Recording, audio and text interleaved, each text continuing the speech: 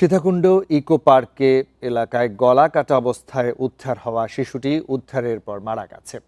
ভোরে চট্টগ্রাম মেডিকেলে চিকিৎসাধীন অবস্থায় মারা যায় শিশুটি। ভুক্তভোগীর স্বজনরা জানায়, হাসপাতালে ভর্তির পর 2 দফায় শিশুটির শরীরে অস্ত্রোপচার হয়। আজ ভোর 4টার দিকে আইসিইউতে মারা যায় শিশুটি। এর আগে রোববার সকালে সীতাকুণ্ড পৌর সদরের বোটানিক্যাল গার্ডেন ও ইকো পার্কের ভেতরে দুর্গম পাহাড়ি এলাকা থেকে গলা কাটা অবস্থায় তাকে উদ্ধার করে স্থানীয় শ্রমিকরা। এরপর প্রথমে সীতাকুণ্ড উপজেলা স্বাস্থ্য কমপ্লেক্স ও পরে চট্টগ্রাম মেডিকেল কলেজ হাসপাতালে ভর্তি করা হয়। এদিকে এই ঘটনায় জড়িত কাউকে এখনও শনাক্ত করা যায়নি। এই ঘটনায় শিশুটির মা বাদী হয়ে অজ্ঞাতনামা আসামি করে অপহরণের পর হত্যা চেষ্টার অভিযোগে মামলা করেছেন। রাত 2টার পর থেকে বাচ্চার অবনতি শুরু হয়েছে। এরপরে আবারও তাকে অপারেশন থিয়েটারে নিয়ে আনা হয়েছে। তখন আইসিইউতে আনা হয়েছে যে ইনহেলিন, তখন নাকি উনি শ্বাস নিতে কষ্ট হচ্ছে। হয়তো শত্রুতা থাকতে পারে, তার বাবার সাথে, চাচার সাথে, যে কারোর সাথে শত্রুতা থাকতে পারে।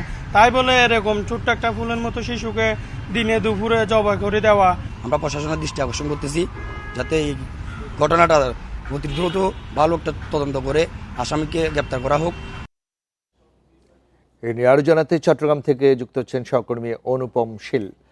অনুপম, খুবই মর্মান্তিক একটি ঘটনা এবং আমরা দেখেছি শিশুটির উদ্ধার পরে সর্বোচ্চ চেষ্টা চালিয়েছেন প্রশাসনের পক্ষ থেকে, তবে সবশেষ তার মৃত্যু হয়েছে এবং এখনো পর্যন্ত মামলা দায়ের হলেও কোনো অপরাধীকে আসলে ধরা যায়নি। তো আইনশৃঙ্খলা বাহিনী কি বলছেন আর ভুক্তভোগীর পরিবার কি বলছেন?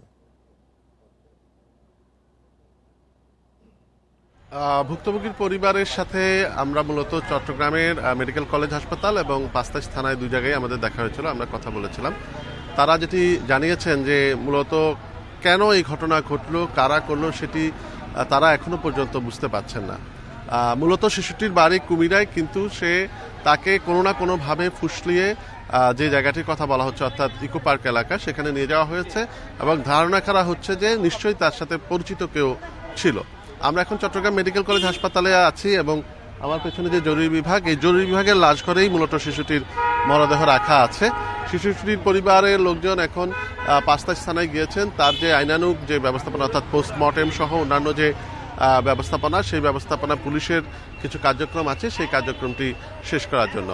এবং শিশুর অভিভাবকরা গত 1 তারিখ রাতেই এই বিষয়ে মামলা করেছেন এবং শিশুটির যে পরিবার তারা অত্যন্ত দরিদ্র এবং শিশুটির বাবা স্থানীয় এলাকায় টমটম চালায় এবং সেই হিসেবে তাদের যে জায়গা জমি নিয়ে খুব একটা বিরোধ থাকতে পারে, বিষয়টিও সেরকম নয়। তো এই প্রেক্ষাপটে একটি বিষয়ই সামনে এসেছে, সেটি মূলত শিশুটিকে ধর্ষণ করা হয়েছে কিনা। গতকালকে এই বিষয়ে চট্টগ্রাম মেডিকেল কলেজ হাসপাতালে শিশুটির পরীক্ষা সম্পন্ন হয়েছে। আমাদের সাথে চট্টগ্রাম মেডিকেল কলেজ হাসপাতালের যে পরিচালক, তার সাথে কথা হয়েছে, একটু পরেই তিনি আসবেন এবং এই বিষয়ে তিনি বিস্তারিত জানাবেন। অর্থাৎ শিশুটিকে হত্যা করার, এই যে হত্যা চেষ্টা করার আগে কোনো রকমের ধর্ষণ করা হয়েছিল কিনা সেটি তখন হয়তো তিনি সেটি জানাবেন। তবে সামগ্রিকভাবে এই ধরনের একটি অমানবিক ঘটনা এই পুরো এলাকায় একটি চাঞ্চল্য তৈরি করেছে এবং স্থানীয় লোকজন এখানে এসেছেন, অর্থাৎ শিশুটির গ্রামের আশেপাশে যারা আছেন তাদের, সেখানকার লোকজন, প্রতিবেশীরা এসেছেন। সবাই আসলে অত্যন্ত দুশ্চিন্তাগ্রস্ত এবং এই ধরনের একটি শিশুকে এরকম দূরে নিয়ে গিয়ে এই ধরনের হত্যাকে ঘিরে এক ধরনের চাঞ্চল্য এবং স্বভাবতই একটি আতঙ্ক তৈরি হয়েছে এলাকায়। চট্টগ্রাম থেকে সবশেষ পরিস্থিতি জানাচ্ছিলেন সহকর্মী অনুপম শীল।